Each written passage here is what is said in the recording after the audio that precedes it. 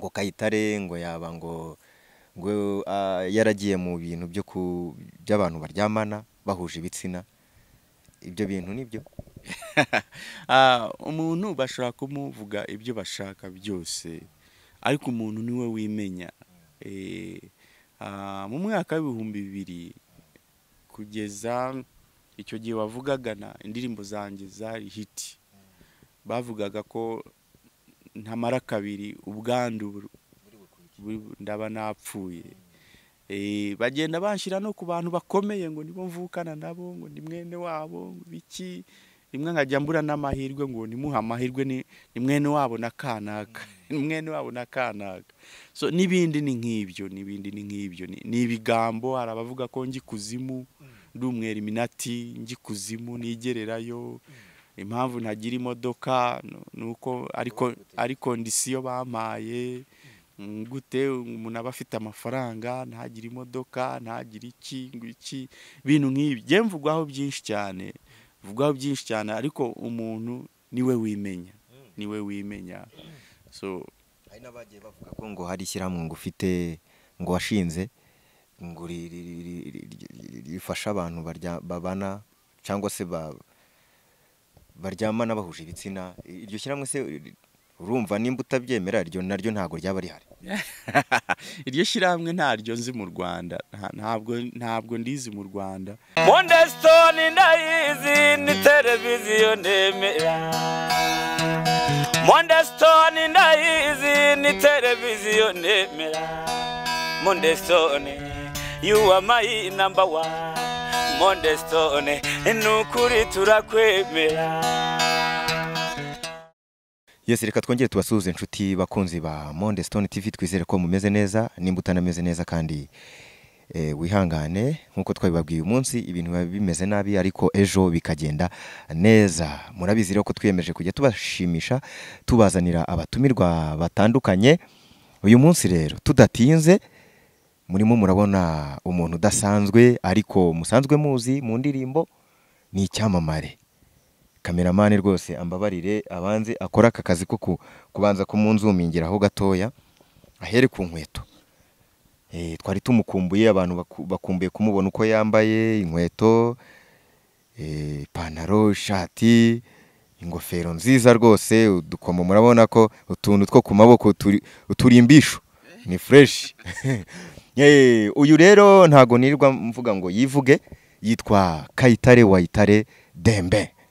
Kayitare, hano ni kuri Mondestone TV, tuguhaye ikaze. Murakoze cyane.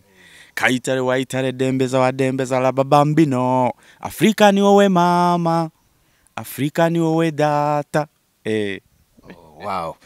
Aha, Kayitare, twishimiye kukwakira hano rwose, twari tugukeneye. Ntekereza ko n'abantu hari abantu benshi bagukurikiye bari bagukumbuye. Banzu basuhuze neza, ubibwira amazina yombi kugira ngo bakumenye nanone. Murakoze cyane kunyakira. Nkuko mubivuze nitwa Kayitare wayitare Dembe. Benshi bakaba baramenye mu bana ba Afrika. Abana ba Afrika, ko mutitaba abana ba Afrika, turashaka Afrika, sinshaka ibigwari muri Afrika, siya abahita babimenya ibyo ari byo. Oya, abantu barakuzi. Kayitare, twari twarakubuze, waruhugiye mu biki? Ndahari, ntuye muri uyu mujyi wa Kigali.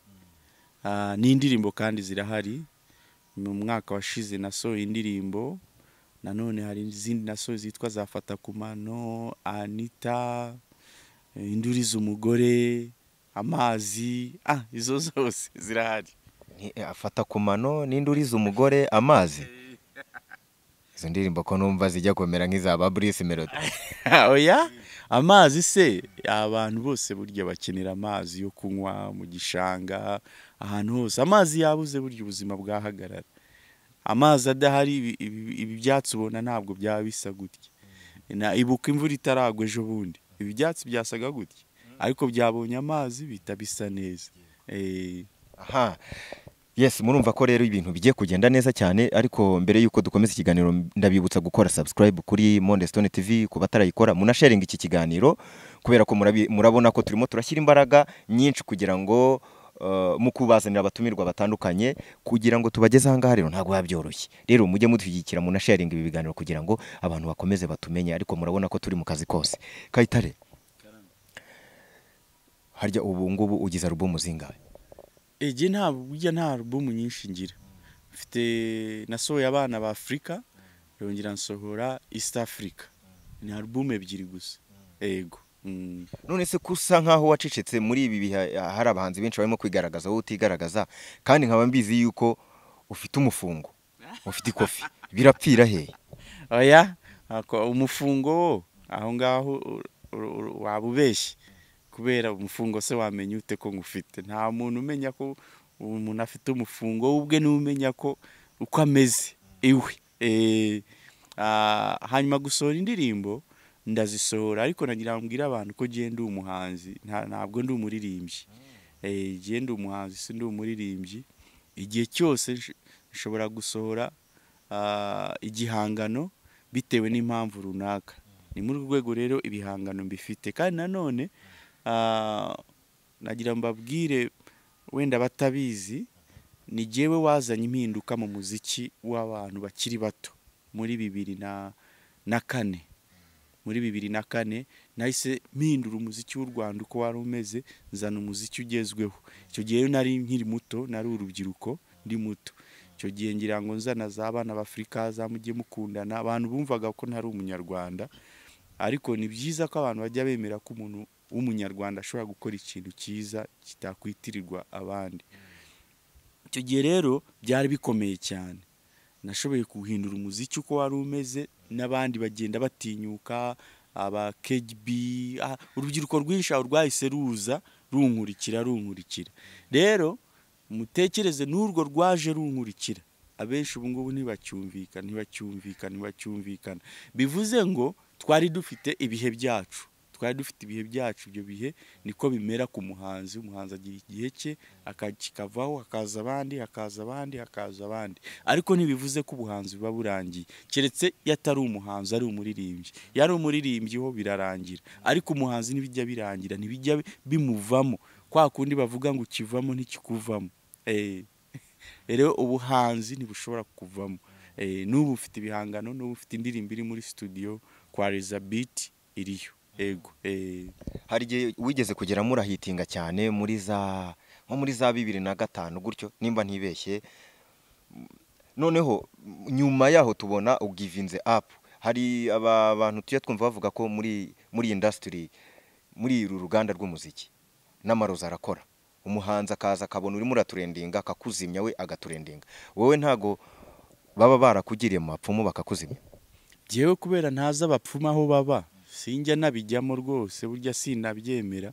Niba hari ababigiyemo simbizi, ariko nta muntu n'umwe nzi wabigiyemo wangiriyeyo. Niba hari abagiyeyo ntabyo nzi, ariko sinemera ko hari abagiye kundogesha. Agiyewe nemera Imana y'u Rwanda, banagiyeyo yabakubitiraho ibiboko. Ariko ntago wemera se ko muri uru ruganda rw'umuziki habamo amarozi? Ndabyumva ngo mu muziki wacu hano hajemo amarozi, ndetse ngo bikarenga bikajya no mu mupira. Numvise n'umukuru w'igihugu abivugaho, ariko jewe ntabwo njya mbigenderaho, ntabwo njya bigenderamo. Ababigenderamo babireka, kuko twese Imana iturema kugira ngo tubeho neza kandi dufashanya, twunganirana. Ubwo rero ugiye kugirira nawe mugenzi wawe, waba umugiriye nabi. Gusa benshi bagiye babimbwira ko hashobora kuba hari ababigiyemo kugira ngo bangirire nabi, ariko jewe nta muntu nzi ku giti cye wabigiyemo agiye kungirira nabi. Mbyumva gutyo. Ariko abanyabwoba benshi bakunda kwitwaza amarozi. Yagira crise atamarozi, yagira iki atamarozi. N'abanyabwoba, n'abanyabwoba. Jewe nta muntu numwe nshinja kuba yarangiriye mu marozi. Yego, ni byiza cyane. Reka dusubire inyuma gatoya. Ubwo twari dutangiriye ku muziki, turaza kugarukamo. Ubundi Kayitare wayitare ni muntu ki? Kayitare yakuriye mu buhe buzima? Kuko hari abantu benshi bumva uririmba, ariko indirimbo uririmba cyane cyane ubwira abantu mugira urukundo, mukundane. Iyo umuntu kenshi na kenshi akunda kuvuga ko iyo message nuko aba afite ibintu ashobora kuba yarahuye nabyo mu bwana cyangwa se mu bukuru bwe. Wowe ubwana bwawe reka duhere mu bwana, Kayitare wayitare ni muntu ki mu bwana bwe? Murakoze cyane. Je impamvu ndirimba izo ndirimbo, ubundi Imana yitwa rukundo. Imana yitwa rukundo kandi Imana niyo yaturemye idushyiraho. Niba yaradushizeho kandi Imana ari rukundo, natwe dukwiye kuba tugira urukundo kandi tugakundana. Ariko bivuye kuri ibyo ngibyo, jewe ndi umwana cyangwa ndi umugabo wavutse ku babyeyi, ababyeyi b'impunzi b'Abanyarwanda ariko bahunze muri 59. Bagize urugendo rurerure. Inkomoko yacu ni Nyanza ya Butare. Hari Nyanza ni hafi ni Burundi. Rero ibyo bihe 59 bahungiye Burundi, bagezeyo biranga, barongera bavayo n'amaguru banyura Tanzania, bikanga bari Bugande. So navukiye Bugande, rero mvuka ku babyeyi b'Abanyarwanda ariko b'impunzi 59.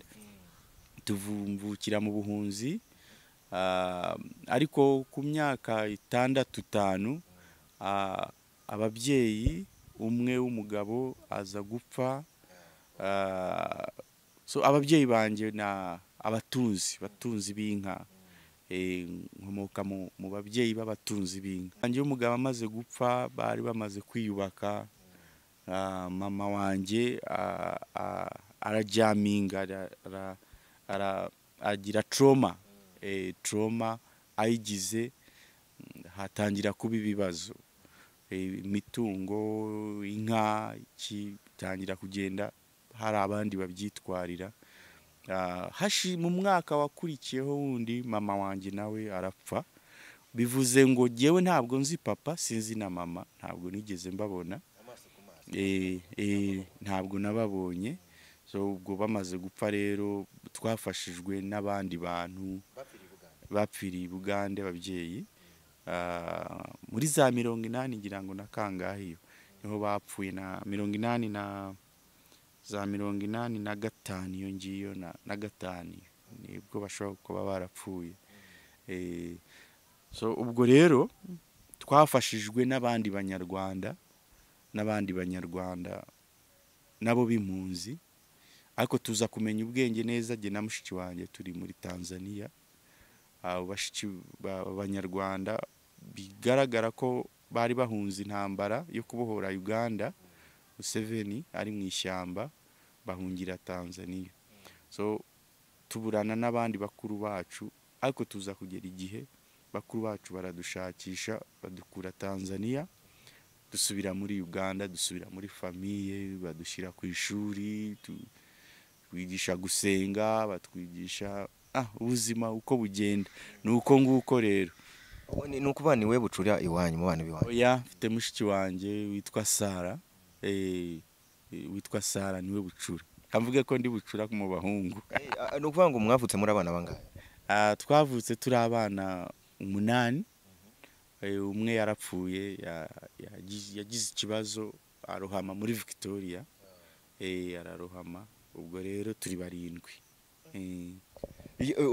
Kuva i Bugande, nako watubwiye ko i Bugande mwaje kuhava mujya muri Tanzania, ariko wowe wamenye ubwenge muri Tanzania. Urwo rugendo rwo kuva muri Tanzania ugera mu Rwanda nk'igihugu utari waravukiyemo ariko uri umunyarwanda, urugendo rwari rumeze gute?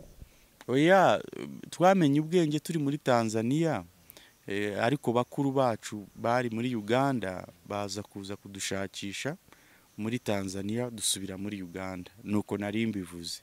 So muri Uganda rero twagiye mu mashuri, tujya kwiga, tumenya gusenga, tumenya kuririmba muri kwaya, ikigutyo turakomeza ubuzima buba bwiza, buraryoha ko twari muri famille. Ariko nanone twahise tujya mu kigo cy'imfubyi, compassion, nibo badufashaga. Hanyuma twaje, jewe ubwanye naje kuvaho mu gice cya Masaka muri Uganda, njya mu gice cya Bushoga ujya Kenya, nsangayo mushiki wanjye wundi, mbana nawe. Aho niho namenyeye cyane amateka y'inaha. Nibwo namenye amateka yo mu Rwanda cyane. Nahahuriye n'abana tunga n'Abanyarwanda, menya amateka y'inaha cyane. so Victoria, muri Victoria hazamo abantu bishwe kuvuga imirambo baturuka inaha ubwo nukuvuga bagomba kuba baranyuraga muri Nyabarongo bakagera mu Kagera kakabohereza muri Victoria. Ubwo rero muri Victoria baje guhagarika ko abantu batagomba kongera kurya amafi kuko amafi yabagariye abantu. Aho niho twamenye cyane ko turi Abanyarwanda. Ariko muri Masaka nanone abana b'Abagande bagenzi bacu barazaga bakagukoraho gutya kakubwira ngo batwitaga bararo, kuraro kwita umuraro ni nko kuvuga ngo urimo gushaka uburaro, ntabwo uri umunyagihugu, ntabwo uri umunyagihugu, urimo gushaka aho kurara, urabyumva, mbese ni ukwaka agaciro. Bakakwita akararo, baba batakwisa akararo bakakwita akanyarwanda, pana umunyarwanda, bakavuga akanyarwanda, kararo gwe, kanyarwanda gwe, apana wa munyarwanda. Ubuhunzi ni bubi, kandi kuba mu gihugu kitari icyawe udafite uburenganzira bwo kuba mu gihugu cyawe ni bibi. Niyo mpamvu nabwira urubyiruko, Abanyarwanda bajye bakunda gakondo yabo, uko byagenda kose bakunda igihugu cyabo kandi bagira imibanire myiza, nta vangura iryo ari ryo ryose. Igihugu cyawe kiraryoha niyo wajya ahashoboka hose, ariko uzi ko ufite uburenganzira bwo kuba mu gihugu cyawe, biba biryoshye. Waje kwisanga mu Rwanda gute, cyangwa se waje kugera mu Rwanda gute? Mu Rwanda nk'uko nabikubwiye, ndi mu gice cya Bushoga hafi na Kenya. Nari mu mujyi witwa Busembati ya Iganga, bahazi barabyumva. Nahuye n'Abanyarwanda benshi, ntangira kumva bavuga ko bashaka gutahuka kuza. Harimo abana tungana, nanjye mbabwira ko nshaka kuza mu Rwanda. So nubwo buryo naje mu Rwanda, nazanye nabo mu Rwanda. Naje 94 mu kwezi kwa 10. Twari abana tuba hano muri Kigali, twasanze bikimeze nabi, ibintu ntabwo byari byiza. Hari n'ibice wageragamo bakaba bakwica, hari ibice washoboraga kujyamo hano mu mujyi wa Kigali bakumva ko waturutse hanze bakakwica. Rero twabayeho cyane rwose, Imana iradufasha tubaho, turanarwara, ntabwo twari tumenyereye kurya amamesa. Amamesa tuyateka nabi, turarwara, tubaho, turafashanya. 2007 subira i Bugande. Ubuzima nuko bwagenze. Kayitare, kuva muri ubwo buzima butari bworoshye wabisobojwe n'iki? Discipline no kwihangana. Nirinze kunywa. Hari abana benshi twazanye bagiye mu biyobyabwenge no kwishimisha kwinshi cyane. Ubuzima bwabo ubu ngubu ntabwo tukiri kumwe, urungano benshi barapfuye, barapfa, turababura. Ibiyobyabwenge, accident, ibiki byose turababura. Ariko navuga ko jewe n'Imana, mushiki wanjye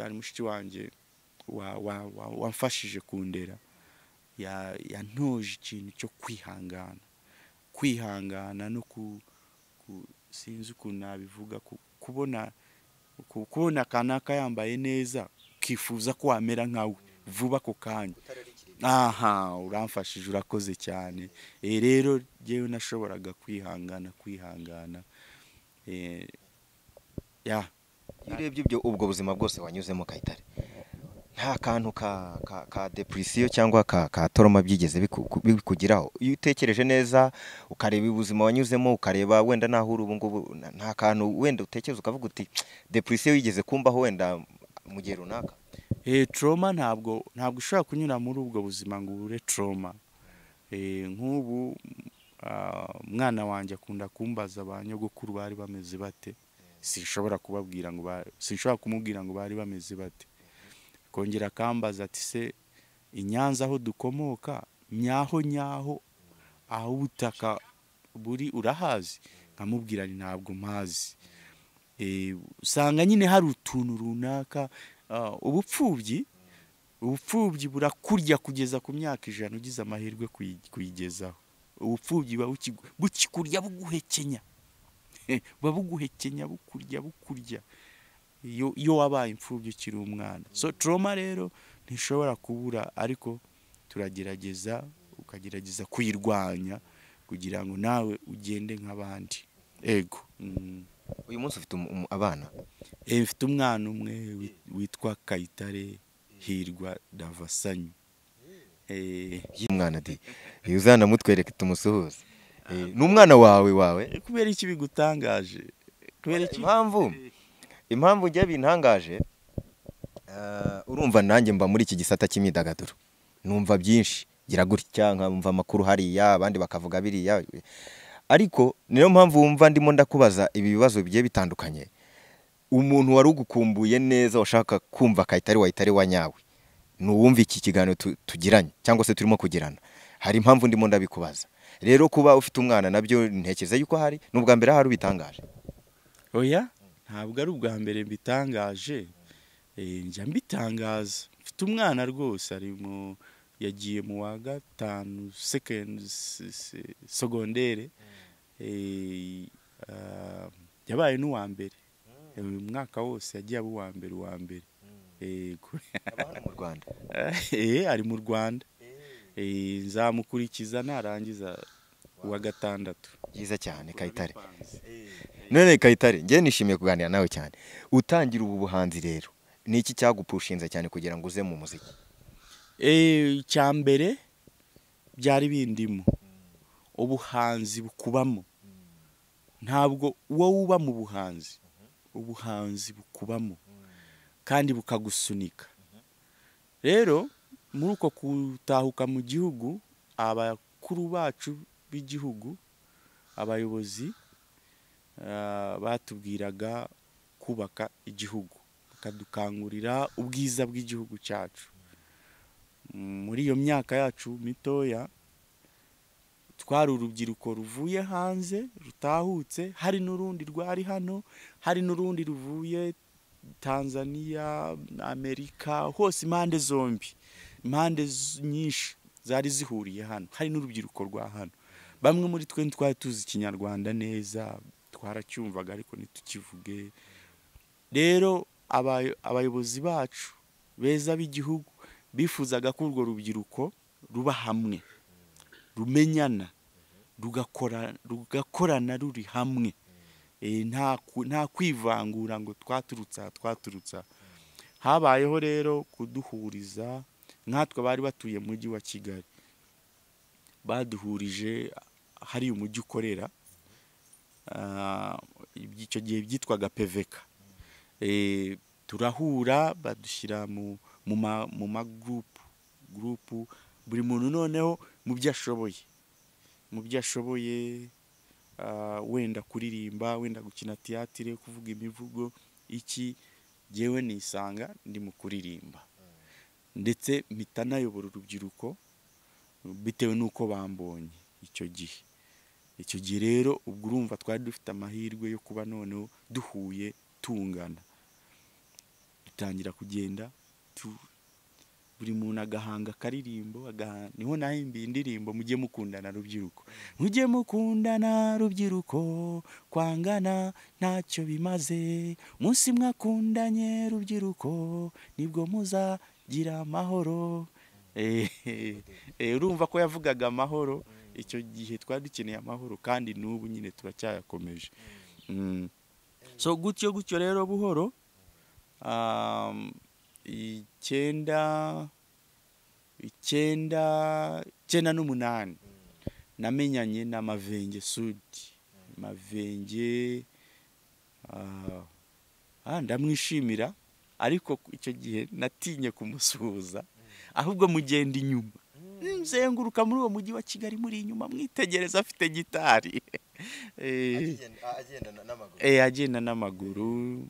Ariko nyuma yaho twanagiye kuri stade, nari mvuye Kacyiru n'amaguru, numvise igitaramo kiri muri stade, ngerayo sanga y'abahanzi benshi bakuru Mavenge icyo gihe ni wari ugezweho, sangayo Kagambage, Saidi Braza we yarakiri muto ni wari barimo nka mutoya turafatana, rabitwa bayo, hari abitwa ba Kigali n'amahanga, ibintu byarahindutse sinitwa benshi abo bahanzi bakuru ndababona biranshimisha cyane. None muri icyo gitaramo byatumye mbona ishusho y'ubuhanzi bw'u Rwanda ndayibona ndavuga kumbe ibintu birashoboka. Hanyuma 1999 nagiye muri kompanyi y'imuziki yakoreraga hano Imburabuturo gusaba kuyinjiramo kugira ngo bantraining mu muziki. Baranyemerera 1999 uwo mwaka wari uri murangira, mu 2000 nyinjiramo njya muri kompanyi y'imuziki. Bari abahungu bari ubona baririmba sinzi ba Robert bande bari batarazamo, harimo abandi ba Fande bitwa ba Manuel, ba Sugira, ba Dani, ba Biwoma nibo barimo. Batangira kuntraininga rero muri muzike, ngenda ntinyuka bakajya bambwira ndirimbo mfite, bakazumva bakumva ni nziza cyane zirimo ubuhanzi. Ubwo rero ibihangano byanjye ntangira no kwandika théâtre mu rwego rwo kurwanya sida. Dutangira gutyo mu 2000 nabwo nashinze umuryango w'abana bafite ababyeyi bazize sida.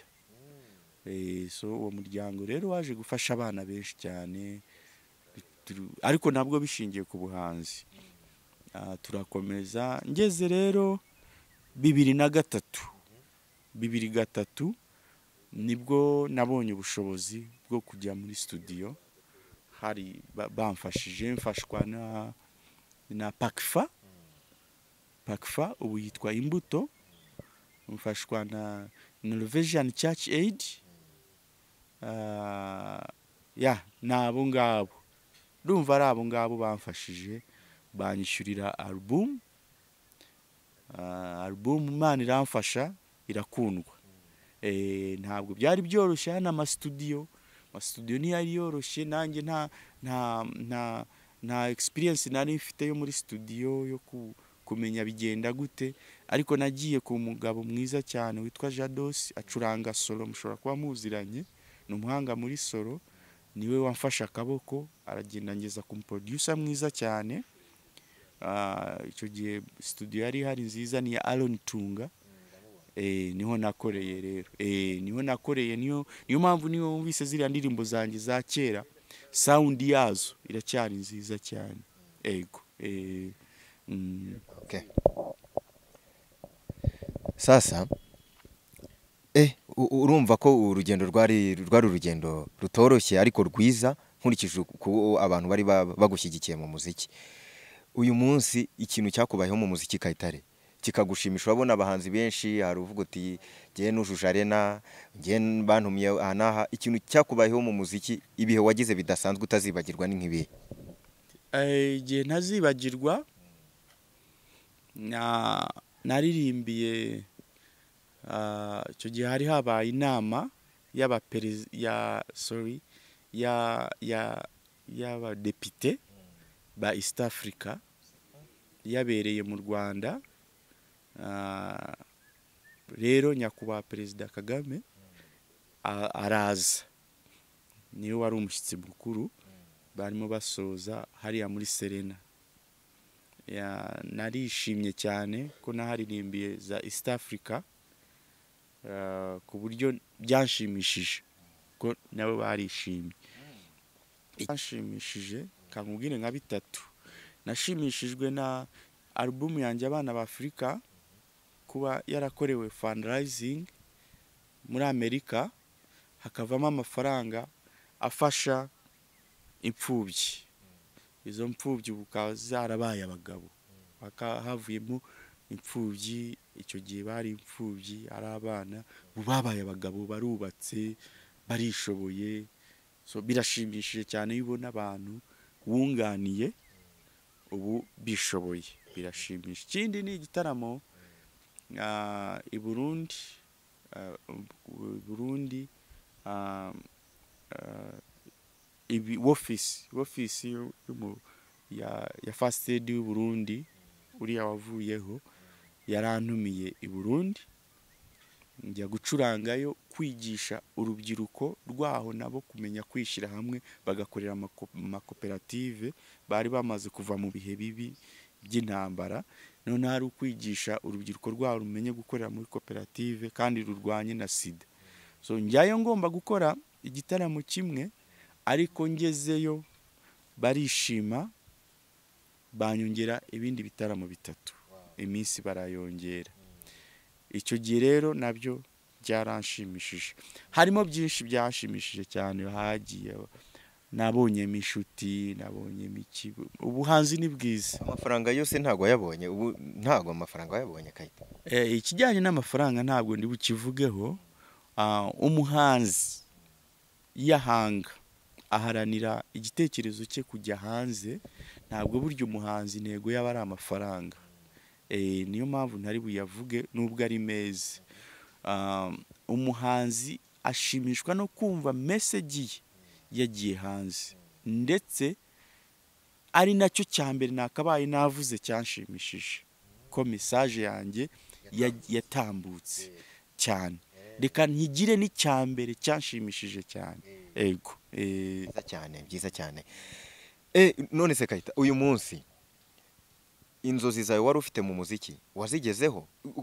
Ushingiye ukuntu ugitangira umuziki wari ufite dreams nyinshi zo kuba wenda umuhanzi uri international. Uyu munsi wumva inzozi zawe warazigezeho nk'umuhanzi, cyangwa wenda umuziki wawe ntago wabashe kugera aho washakaga? Ntabwo umuziki wanjye wageze aho nashakaga ku gice kimwe cyangwa se ku ruhande rumwe, ariko ku rundi ruhande umuziki wanjye wageze aho nashakaga. Ikintu cya mbere harimo kugira ngo message igere ku bantu, kuko sida yarimo yica abantu benshi cyane. Sida hano iwacu yarimo yica abantu benshi cyane. Rero abana ba Afrika yakoze akazi kenshi cyane. Ababyeyi barambwiraga bati twebwe dutinya kubwira abana bacu ko dufite ubwandu, none cyo dukora dushyiramo ziriya ndirimbo abana bakazumva, bazumva tukababwira ati murumva mujye mwirinda, sida nimbi. Nanone twarimo dushaka abantu ko babana, mujye mukundana. Rubyiruko yakoze akazi kenshi cyane mu guharanira amahoro kugira ngo abantu babane neza. Rero niyo mpamvu nkubwiye ni igice kimwe intego nayigezeho, ikindi gice sinayigezeho. Ibyo rero biza gute? Biza iyo tugiye muri promotion mu binyamakuru. Ariko mboniyeho gushimira Radio Rwanda na Televiziyo Rwanda, baramfashije. N'ikinyamakuru Imvaho, hari n'ikindi kinyamakuru cyitwaga Ingabo. Ni ibinyamakuru byamfashije cyane, nta kintu na kimwe binciye binsaba. Baramfashije cyane kugira ngo message yacu ishobore kugera ku banyarwanda benshi cyane. Rero ibindi tutashoboye kugeraho bituruka mu kinyarwanda hari icyo bita ngo rushorera. Nubwo za rushorera zitabura mu buzima, za rushorera ntizibura mu buzima. Umuntu akaza twageze mu bihe bibi, abantu bagera ku maradiyo, indirimbo bakazihanagura zose, bakazikura mu maradiyo, bakazikura ku mateleviziyo. Undi ugukunda yazamo kugira ngo acurange za ndirimbo, akaguhamagara akakubwira ati indirimbo zawe nabonye barazihanaguyemo zose, wazanye izindi. Ukajyana wa undi akongera agahanagura. Bitangira kugenda biduca intege. Noneho byageze aho hano iwacu umuziki uzamo irushanwa, competition itari ngombwa twe tutatekerezaga. Music bayikura mu kuba igihangano, bayishyira mu kuririmba kandi duhanganye. So mu gihe twe twakoraga ibintu biri mu rukundo, dusanga twisanze mu guhangana, uhangana na bagenzi bawe cyangwa bashaka kuguhanganisha na bagenzi bawe. Biratunanira rero, dusanga umuziki ari wo kugira ngo ube wabwira mugenzi wawe ko ari iki n'iki adashoboye kugira ngo bavuge kuri ibyo bintu murye hiti. Rero bigenda bitunanira ko twe twakoze umuziki w'ubutumwa kandi umuziki wo kubanisha, umuziki w'amahoro. Ego uri umurigende muri ibi bintu by'umuziki. Iyo urebye imiziki irimo iraturendinga muri iyi minsi na message irimo, ubitekerezaho iki? Nta kintu nabikoraho. Isi yarahindutse, irashaka bimeze nkaho isi itagishaka abanyabwenge. Niba isi yaraturambiwe, niba nayo yararambiwe, niba yararushye, ariko ntekereza ko twebwe abantu Imana yaturemye kugira ngo isi tuyigire nziza, ndetse abasikuti bakavuga tuyigire nziza kurusha uko twayisanze. Isi simbi nitwe tuyigira mbi, reka mbivuge ni. Rero usanga ku isi yose ntabwo indirimbo zigifite ubutumwa zikora. Ku isi yose, si mu Rwanda gusa. Ibi mubona mu Rwanda bakora babyigana kuri ibyo abo hanze ibyo bakora. Rero abahanzi bo mu Rwanda ntimubarenganye cyane, kuko baramutse bagiye mu kuba abahanzi nyabo kugira ngo basohore igihangano nyacyo, ntabwo kigurisha. Abantu ntibagishaka kumva ibintu biri mu bwenge, barashaka kumva ibintu birimo ubupayu, ibintu bipayutse biraho bidasobanutse, birimo akajagari bidasobanutse. Nibyo bishimisha abantu. Nk'umuntu ureba kure urabona isi igana hehe Kayitare? Isi iragana mu gusara. Isi iragana mu gusara. Uwe banza urebe hano gera no mu ku isi abanyapolitike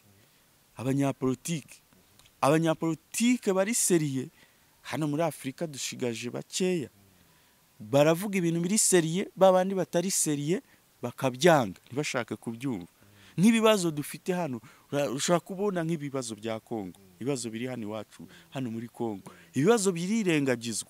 Abantu ntibashaka kumva ko hari abantu bicwa kubera uko baremwe, bakakwica ngo kubera uvuga ikinyarwanda, kubera ukomoka mu Rwanda. Ariko iriya mipaka ntabwo aba ari wowe wayikase, ntabwo aba ari wowe wakase imipaka kugira ngo wisanga igice wisangamo cyagiye kuri Kongo, cyangwa ni ibintu biba biteye agahinda umuntu kwicwa. Ariko noneho bavuga bo ntibumvwe, ahubwo babandi bari mu kwica akaba ari bo bumva. Urumva isi ukuntu imeze? Isi rero yarasaze, wa mugani w'abantu. Ubu turaza no kuza kugira inama abantu benge buzima, cyangwa se n'umuntu wifuza kugaruka mu nzira nziza wenda yari yaratannye, kuko nagize n'amahirwe kuba nkufite. Wagiye utanga indirimbo, nanjye wagiye uzana indirimbo zifite message, nanjye numva nari guhahereza abantu muri kirya gihe, kuko uri umuntu twigiraho ibintu byinshi cyane. None Kayitare, uyu munsi uracyafite abafana, ariko usa nkaho utuje cyane. Nta kuntu wenda wakongera reba ukuntu wisuganya rwose abantu ukongera ukabashimisha mu bihangano? Ndabikora, ariko nkuko nakubwiye ngo umuhanzi ntabwo ajya umuhanzi burya ibintu ntabwo abigira intambara. Ntabwo umuhanzi burya ibintu abigira intambara ngo bicike. Kandi nagira ngo mbwire n'abantu banyumva, bagenzure ba bantu bitwa ko ari abahanzi, ntabwo bazabasanga mu ntambara. Uzasanga atari muri ibyo bintu by'intambara byo guhangana by'iki. Uzasanga aba bantu baririmba ibintu biraho byine aribo bari mu ntambara. Rero mfite ibihangano rwose, mfite indirimbo ndimo kwandika, ntekereza ko izadufasha. Nzaba mbaza Afrika nzaba nyibaza, nzaba nkeneye kwisubiza. N'ubu nakubwiye ko hari ikindi gihangano kiri muri studio nasoje, ariko icyo nagikoze mu buryo bw'urubyiruko, bya bintu byabo bashaka kumva. Ariko igitangaje, indirimbo yararangiye no kuyikorera mastering, ariko nibaza nkavuga nyishyire hanze iyi ndirimbo, nkumva afite isoni zo kuyishyira hanze, nkumva sibyo kuba nayishyira hanze.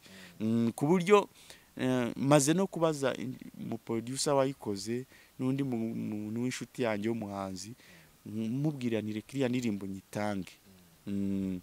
mushaka kuyitanga numva atari yanjye akavuga atoya kuba warabitekereje gishyire hanze bumve ko n'iby'urubyiruko bishoboye ariko giye n'ubu imaze nayikoze mu kwa mbere ariko n'ubu sindayishyira hanze nyibazaho yego mu bahanzi b'ubu ngubu uwo wemera ninde wenda ubona agerageza wenda ni benshi ariko watubwira ati uzi imbere cyane n'uyu abahanzi se ufite message we ariko ukwiye byibuze mbaza abaririmbyi numbaza abahanzi abaririmbyi we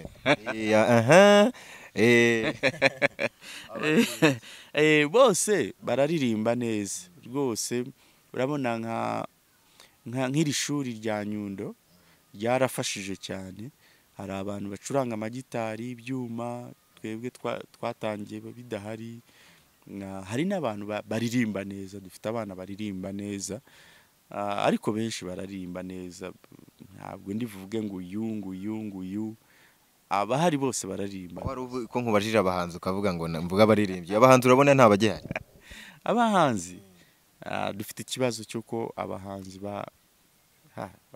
ni ikibazo abahanzi kubona umuhanzi ni ikibazo rwose kubona umuhanzi ni ikibazo nta muhanzi uhari hari abaririmbyi Karalise Karasira Karalise Karasira buriya avuga n'ikinyarwanda cyiza cyane njya mbona indirimbo ze kabisa aho ngaho bikoze neza hari indirimbo avuga ngo uzakora iki hari indirimbo avugamo nkunda cyane ndayibagiwe urakoze wo kabyarawe urakoze karabo k'Imana ntizagushuke buriya nibwo buhanzi rero ubwo nibwo buhanzi urumva iriya ndirimbo uburyo abayivuga ni nko kubwira abwira umuntu uburyo agomba kwitwara mu buzima ariko uzi ko twebwe b'imfubyi twagiye turerwa n'indirimbo washyiragamo nk'indirimbo umenya abana bawe uterereye akatsi ndabona iyi si ifite umugambi wo kudusiga byumva uhore uramuzi afite ibihangano ukumva igihangano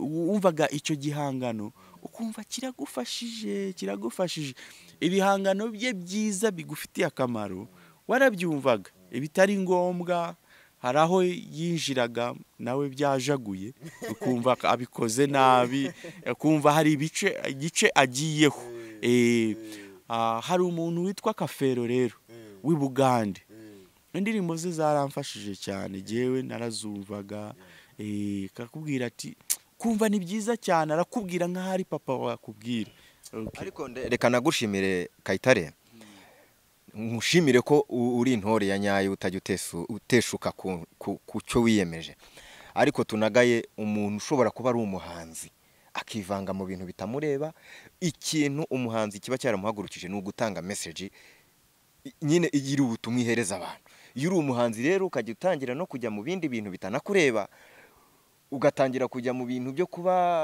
hari ukuntu wateza imvururu muri community njye ntabwo nkushima nkanjye nka karabo k'Imana iyo uri umuhanzi ko kuzi ko uvuga ari kumvikana umuhanzi buriya umuhanzi akwiye kuba umuhanzi w'abantu abantu bose bamwibonamo nta kuvuga ngo kandi ngiye ku gice runaka ngira nko kubona babikindi bagiye ku gice runaka umuhanzi ukwiye kuba nyine uri umuntu uri aho ngaho w'abantu bivuze neza ugomba kuba umuntu w'abantu ako utangiye kwivanga dufite abahanzi bacu beza hano bari abahanzi b'abahanga ariko bagiye bivanga mu bintu batazi aho rero biba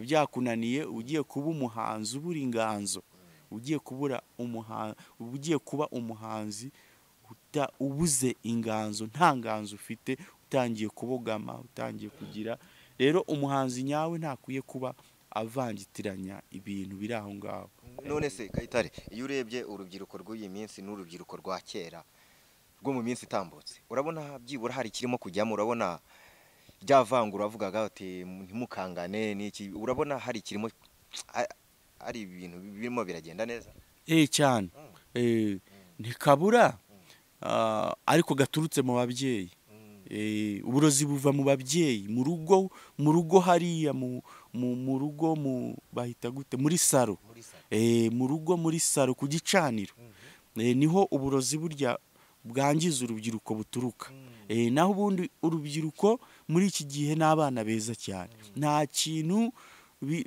kintu rwose ibintu by'ivangura by'iki ntabwo babifite ariko ababyeyi hariya ku gicaniro hariya muri saro niho hakiva akantu gashaka kwangiza urubyiruko ariko rwose mbibabwira urubyiruko bakwiye kwiberaho neza nta vangura iryo ari ryo ryose bakiga bagashaka amafaranga bagakunda gakondo yabo igihugu cyabo maze mukareba ukuntu u Rwanda ruryoshye we nta n'umuntu uba ukwiye kuvangura undi buriya usibye biriya twabonye amahano yagwiririye u Rwanda biriya bintu ni ibintu bibi cyane kubona umuntu ngo yishe undi ngo kuko ngo ngo ntibasa gutya ikigwe kandi abantu urabibona ko basa ariko ugasanga abazungu baragiye bamwe bagashaka buhake nimba ariko twavuga bagiye babisha abantu mu bitekerezo nabo bemeye kwicwa mu bitekerezo burya ntago tugikwiriye kuyoborwa buhumye nka kera abantu dukwiye kujijuka ubwo turimo turabwira community dukurikiye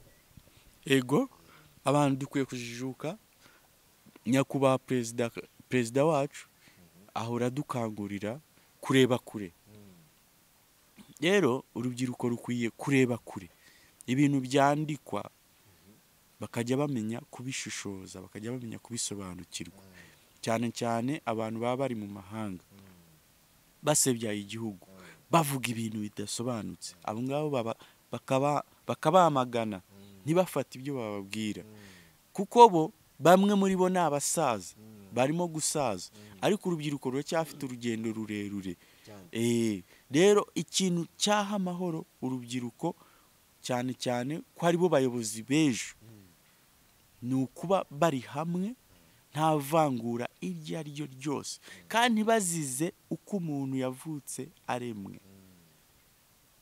hari abantu bafite ubumuga abo bantu ntibabe bavangurwa mbese ntihabe ivangurwa iryo ari ryo ryose nk'uko itegeko nshinga ribivuga bajye basoma n'amategeko y'igihugu bayamenye kugira ngo bibafashe uburyo bagenda mu nzira kandi rwose ndashimira nyakubahwa perezida Kagame uburyo arimo kubaka igihugu cyacu n'uburyo urubyiruko rurimo twebwe uko twaje kuko muri za 2000 za kangahe twari urubyiruko uburyo twateguwe igihugu uburyo cyagiye kiduha uburere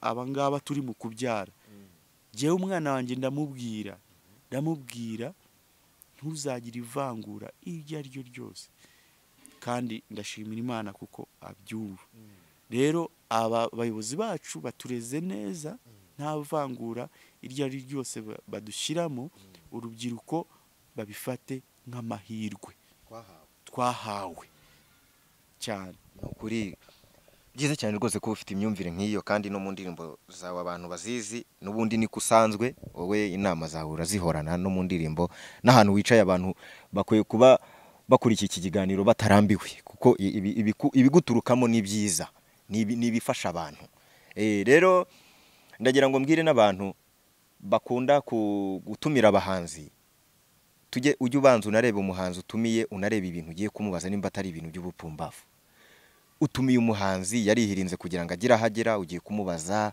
ngo ibintu ngo byahe buriya reka nkubwire Kayitare twebwe reka duhereza abantu ibintu bibazamura bibafasha ibyo ubona bidafasha community urajya kubibaza kugira ngo bimare iki urajya kubibaza umuhanzi ngo urumva nanjye twagiye twumva ibintu bitandukanye bakuvuga ibintu ariko njye sibyo nagutumiriye njye nagutumye kugira ngo tuvuge ibikurimo n'ubundi bifasha societe n'ubundi nk'ubutumwa usanzwe utanga ngo Kayitare ngo nta gikora umuziki cyane ngo gutya na gutya nibirebire ariko icyo nkushimiye nuko wowe witabiriye ubutumire kandi rwose abantu bumve ko ugihari. Kayitare aracyahari, ni wa wundi acyari umujene, murabibona umeze neza kabisa. Kayitare ufite gahunda yiye watubwiye ko ufite umwana, urateganya kutwereka ikirori ryari? Ikirori se ikirori ntabwo ari ngombwa cyane. Ikirori cy'igitaramo cy'iki ikirori wenda mariage n'umugore ni igihe nikigera nzababwira. Urabiteganya? Igihe nikigera nzababwira. Byiza cyane. Ni byiza rwose Kayitare, ni byiza. Ntugire ikintu utinya kumbaza. Ntugire ikintu utinya kumbaza. Ndabibona ko hari ibyo watinye kumbaza. Bikubaze nta kibazo. Nanze kubikubaza kugira ngo bitakubanga. Nawe rero buriya nawe abahanzi buriya iyo bahuye burya hari ukuntu bamenyana cyane.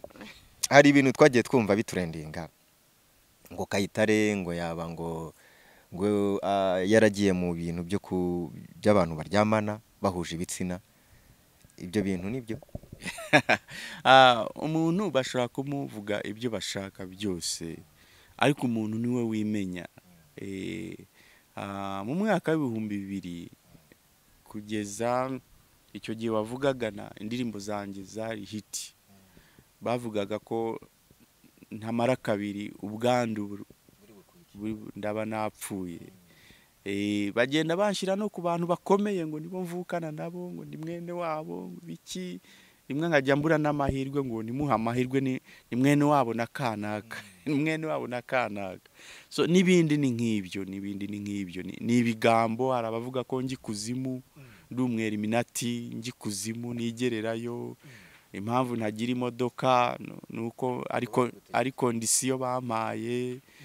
Gute umuntu aba afite amafaranga ntagira imodoka, ntagira iki bintu nk'ibi. Je mvugwaho byinshi cyane, ariko umuntu niwe wimenya. So hari n'abagiye bavuga ko ngo hari ishyirahamwe ngo ufite ngo washinze ngo rifasha abantu babana cyangwa se baryamana bahuje ibitsina. Iryo shyirahamwe se urumva nimba utabyemera iryo naryo ntago ryaba rihari?